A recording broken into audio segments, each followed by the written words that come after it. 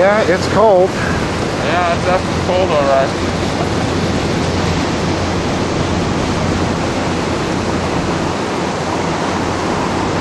Oh my god, my hands freeze. It's about 1.5 miles wide.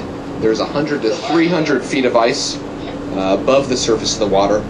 But one of the reasons it's retreating as quickly as it is due to the amount of ice up there at the glacier's face beneath the surface. Beneath the surface, there's about 1,500 feet of ice. And with all that ice exposed to the seawater, that's really why it's retreating as quickly as it is. Now, to give you an idea of what 1,500 feet looks like, if you look directly in front of the boat, those green hills are about 1,600 feet tall. So that's just about the level of ice up there at the glacier's face beneath the surface. Large icebergs you see here on the right-hand side, usually when people think of glaciers calving, they think of ice falling from the face into the water and making a splash. These big pieces actually broke off from that 1,500 feet of ice beneath the surface. And when they do that, they float straight up, oftentimes higher than the face of the glacier itself.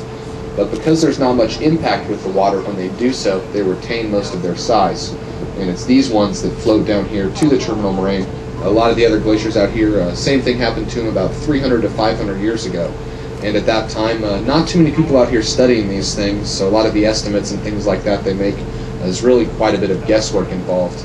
They know for its face to crawl up out of the water onto bedrock, it's got about 18 to 20 more miles to go, but they're not sure if that's going to happen sometime within the next 20, 25, or even 50 years.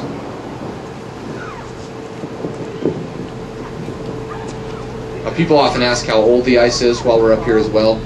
They think it's thousands or millions of years old, but that's not really the case. Ice from Columbia is actually pretty young.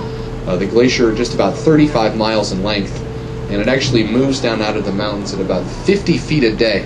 So it really just takes about 250 to 300 years for the ice to fall as snow, compress down into ice, flow down the glacier's length, break off into the water, and then float out here to where we're at.